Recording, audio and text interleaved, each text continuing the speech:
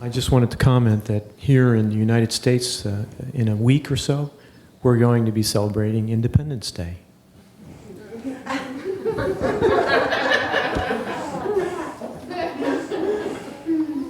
Interesting, isn't it?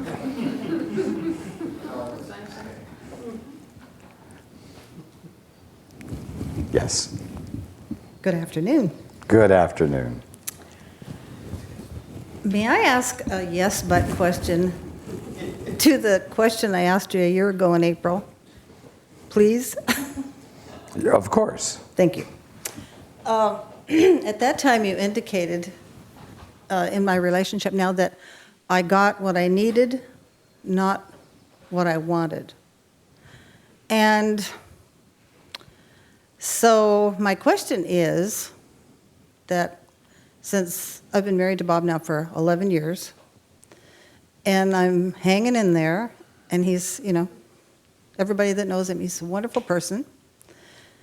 But what I discovered after I married him when I knew I shouldn't was that I hadn't really wanted a new relationship at all. I really didn't want a new one. What I really had wanted was my old one back that I couldn't have because he was gone, And so what do you do when you're hanging in there and you keep going with it, even though the one you've chosen to spend the whole lot of years with has a morose personality that just drives you up the wall?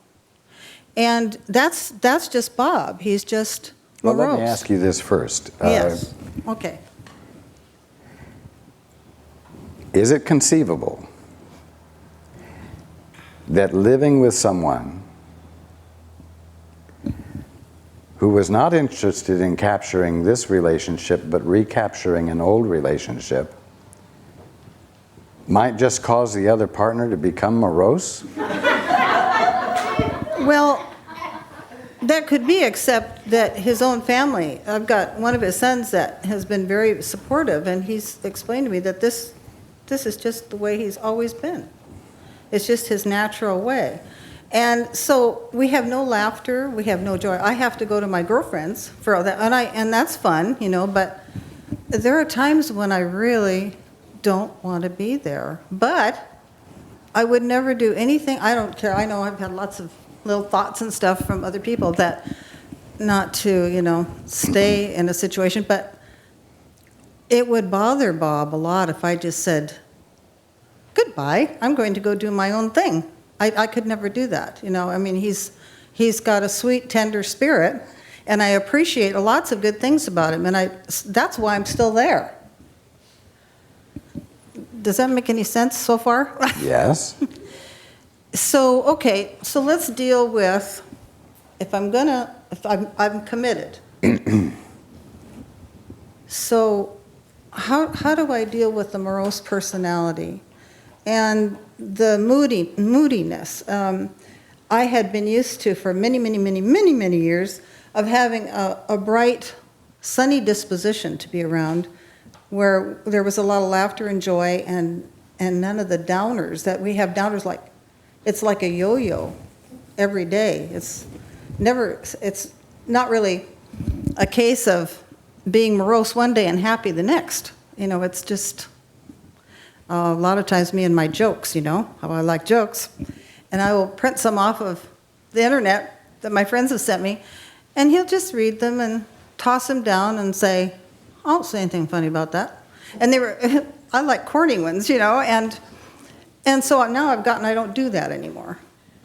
So I guess what I would like to know is, how can I feel fulfillment in this situation? I don't hate Bob at all. I understand. I really care about him. I've helped him through all of his sicknesses and all the stuff that's going on with him all the time. And I wouldn't think of doing anything else but that at all. But I feel stifled sometimes because even though I have my girlfriends, I can't be running around with them all the time. They've got their own lives, and I don't need to be out doing that all the time. But I guess I just don't know I don't know what to do with this. Because I've been doing it for 11 years, and so I know nothing lasts forever, but I don't want anything to happen to Bob just so I can, and I don't want another relationship, like you were talking to Jason over here, about being by yourself and independent. But when I'm with my girlfriends, we don't have morose times, and if we do, we can usually talk to one another and help one another and cheer one up, but I can't do that with Bob because he's just not cheerable. So I guess that's my ball of wax. Is there anything to do about it besides doing what I'm doing, which is driving me nuts at times? That's the honest truth.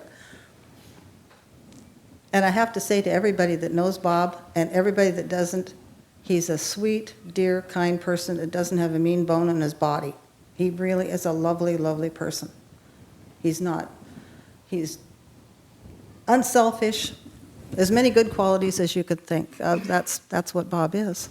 So, and I know there's really nothing wrong with me, it's just Bob's personality, that's all. And one of his sons explained, he said, you're two different people. And another relative of his said, we all couldn't figure out how long you've stood it this long because you're 360 degrees the other direction. So here I am. But you love him. I don't know, Raj. I am telling you that you do. I am confirming and assuring you. Yeah, but I don't feel the same about Bob as I did Mac. I don't feel that. That's correct. Yeah. This has nothing to do with Mac. No, but well, I guess I must love him or I wouldn't have stuck there, I guess. But I don't feel that the same way. Then how come I get so frustrated by this? It's a new love. Well, it's certainly different. I know you told me it was going to be different before you even knew about this whole thing. Yes. Now,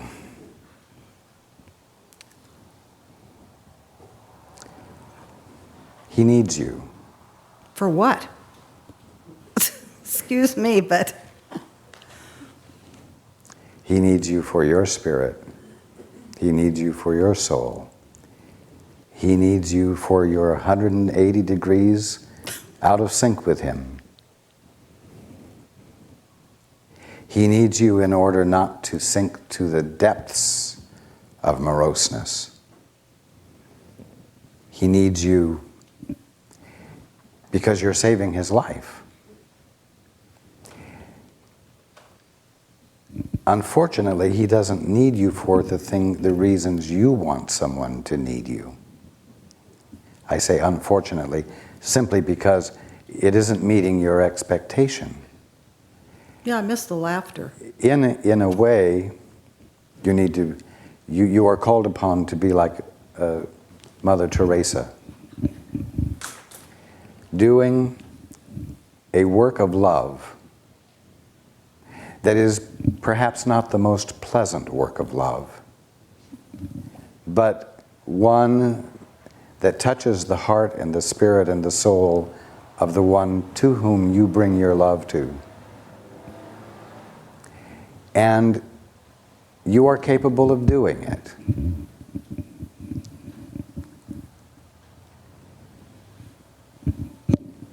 The grimy, dirty, smelly, filthy,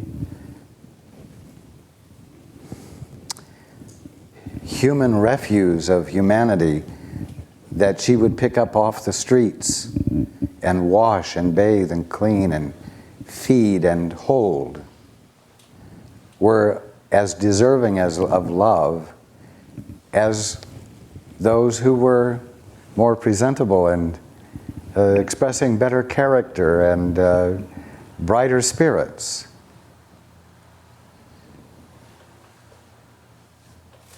Everyone needs love.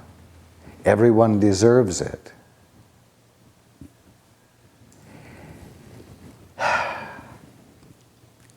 And fortunately, some of you have the opportunity to find your capacity to love those who seem less lovable. I said, fortunately, some of you have the opportunity, because those of you who don't, those of you who happen to be with people who seem more lovable, don't have the opportunity to discover the depth of your capacity to love, and therefore a fuller experience of who and what you are. You're having this opportunity.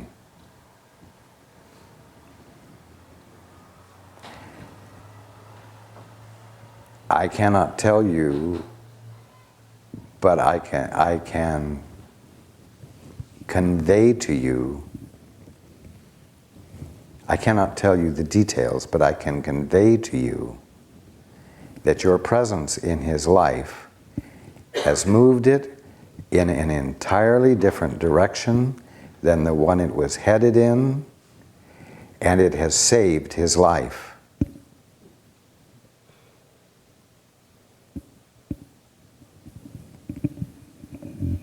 It has caused him to turn a corner.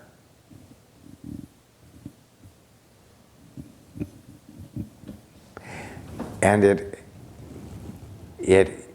has had significant impact on the rest of his process of awakening, whether it's here or hereafter. You have not been wasting your time.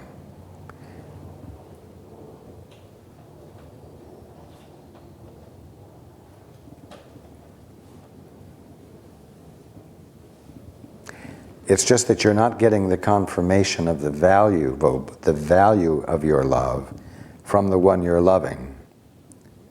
But I can relay the information to you.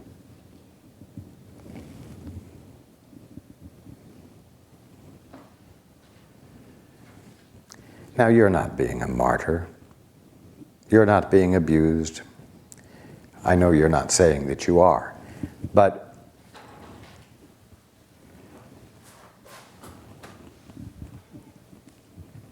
in the absence of having any confirmation that your love is being meaningful and is valuable, it's been easy for you to doubt whether you're in the right place, and you have been in the right place. But 11 years is a long time to feel like I made a terrible mistake. Well, you must understand that part of that feeling stemmed from an initial reluctance, in fact resistance, to letting in a new relationship. In effect, you moved into a relationship like Jason without being fully in it. Now, you did a tremendous amount of growing through the beginning of the marriage, and you have continued. I want you to know that it is bearing fruit and has been bearing fruit all along for you and for him. You have not wasted time, you have not been marking time, you have not lost time, you have not lost anything. But you have been learning what love is. You have been learning what fitting in means. I get mighty cranky sometimes, though, and I don't like that feeling. I get irritable, and one day I went to Barnes & Noble and spent 2 hours in there feeling just free of the feeling at home. It was really nice. I felt like I was on vacation. But you can let it go at home, too. It wasn't in the home, it was in you. And True. You activated when you were there, and you deactivated it when you left. Part of your being able to be at home without the frustration is in the realization that you are exquisitely meaningful there and fulfilling purpose in someone's life. I suppose you could say that's more important than jokes that don't get laughed at. Of course. Of course.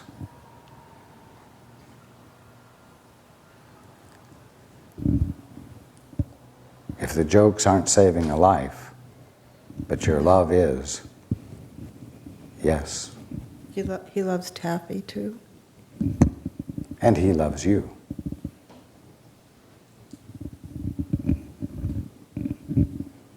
And you're not losing out. You're not. Your ego would suggest that you are, but you're not.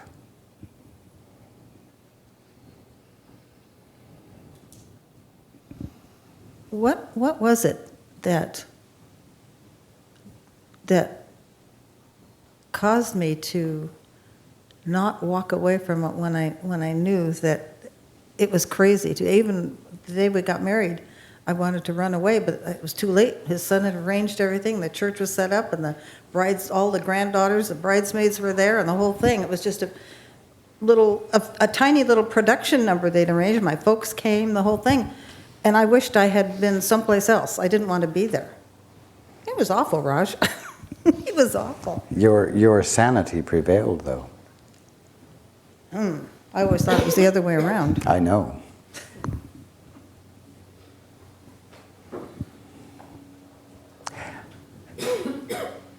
You would have become stunted if you hadn't entered this marriage. You would have been stunted in an immature outlook, and you would have remained ignorant of your capacity to love and the depth of it. You wanted to run not because it was wrong, but because there was resistance to making commitment to that which was new. And you would have tried to hold on to the past, and you would have moved into memory and done a lot of dwelling in memory, and you would have moved out of contact with the present, and you would very likely have begun to show signs of senility by this time. But you know, when things get really extra heavy duty, with the morose thing and all that, sometimes I get very homesick for Mac, and it will drive me to tears. I feel grief again for that loss, because I've never adjusted to this personality. I just can't seem to adjust to it. And so I still grieve for Mac, although, I know I can't have that back. I understand. But it does not mean you're in the wrong place. And it does not mean that the love and the caring that you are providing is not the presence of God appearing in his life that's making a difference, a significant difference. Maybe it'll help if I just think of myself as another Mother Teresa. It just might. Because I really admired her. It is a role model well worth following. But did she ever take a vacation?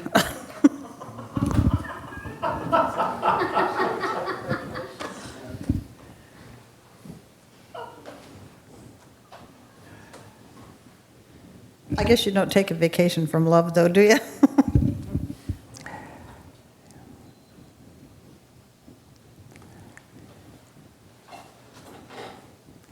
She did have time away from, shall I say, the really hard work.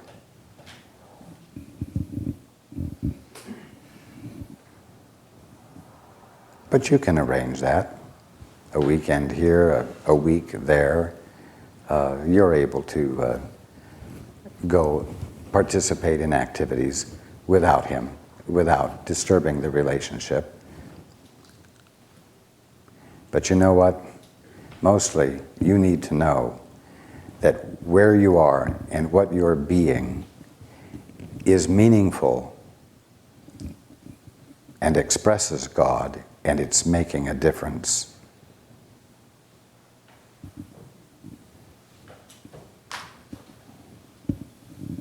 You somehow need to be willing to consider the possibility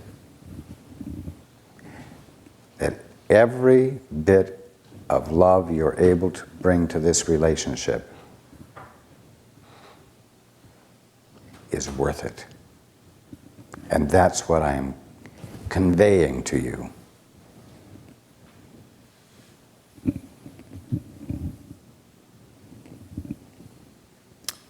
I wish I could get the feeling of that. It's, of course, I know in my head that it's worth it. And Bob has told me, he's told other people in the family that if he knows that he would be dead by now if it weren't for me. But I just did what I had to do to help. Of course. That's But what how- Mother but how Teresa come- did how too. come- That's what Mother Teresa did too. What she had to do. Right. It's not a glorious work, No. but it's the work that makes the difference.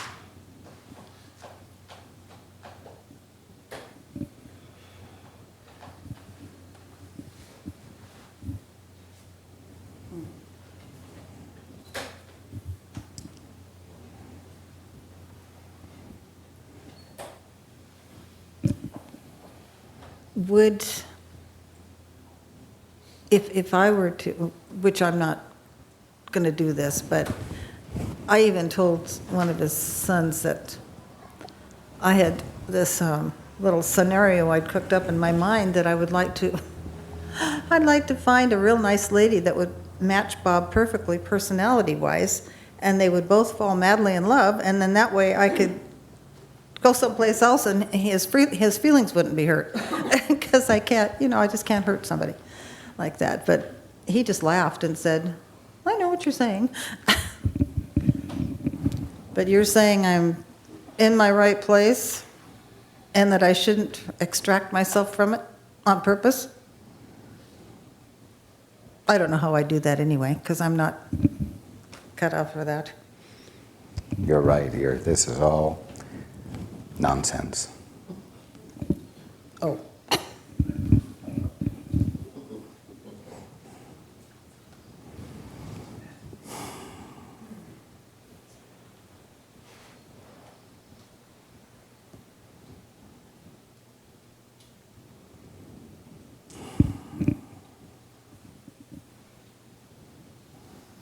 I have expressed the situation fully. So my job is just to keep on keeping on without questioning it anymore. Because I have questioned it as to whether I'm in my right place. Well, you've questioned it today, and you've gotten an answer today. Yes. And I encourage you to live with the answer for a while. How long is a while? You said to remain in the relationship until I had reached kind of like a comfort zone and everything, it was more at ease. But it took me 2 years to even feel like I lived in that house. That was really my house to live in. That took 2 years. So it's like I've been paddling like crazy and. Let's say live with it until the next gathering. Okay, I could do that. I mean, live with, not the situation, live with the answer. Yes, I know. Let the answer abide with you and uncover in you more than you're perceiving has been uncovered so far. I'll do that. Your ego will try to tell you that you're not a Mother Teresa. And therefore, since that is not your calling, you have justification for getting out. But that's the other thing. I don't have a clue how I would ever do that because that's not Of course. me. Of course. So live with what I've said I will. and let it percolate. Okay, Raj. Thank you very much. You're welcome. Like I said on another occasion, I'm not here to make you happy. I'm not here to satisfy your ego, but I'm here to tell you the truth that heals. And sometimes it's not always comfortable. But I encourage you to abide with what I've said, because it is transformational. And it will illuminate what needs to be illuminated in you so that you can see this differently. I'd like to see it differently. And I thank you for hanging in here with me. Thank you for letting me ask such a belated yes, but. You are welcome. Thanks, Raj.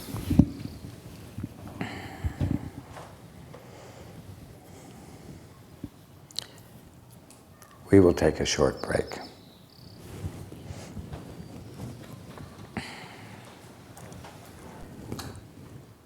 Okay. I understand we have a yes, but to one of the questions right here. Or one of the answers. Raj, in regard to your answer to the woman prior to the break, my understanding of giving service in love brings joy rather than, or would bring joy rather than upset, frustration, irritation, etc. And it would appear that the woman concerned is not experiencing that. Could you answer on that, please? Indeed. If one is resisting one's fulfillment, which would normally be experienced as joy, it is going to feel uncomfortable and be frustrating. And that is what she has to give her attention to. She has not been letting herself be in a new experience of love, and as a result, has not felt the blessing of it yet.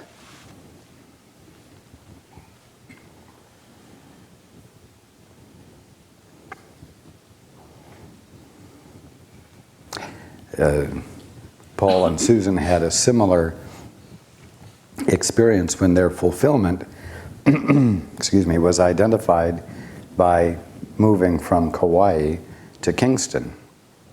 And for 4 years, they resisted embracing Kingston because they wanted still to be in Kauai, even though that was not what identified fulfillment for them.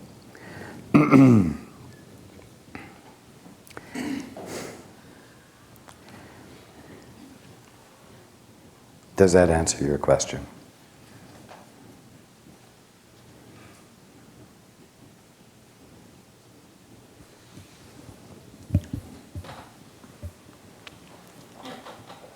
I think so.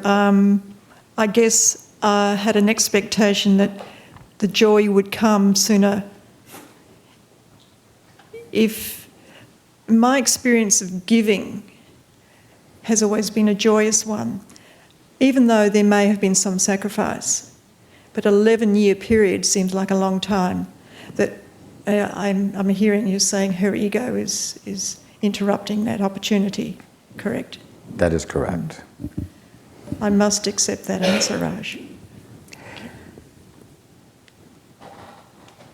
There are times when love must be extended and it is not well received. But the lack of receipt of the love does not constitute justification for withdrawing the love. It's important to know that Mm.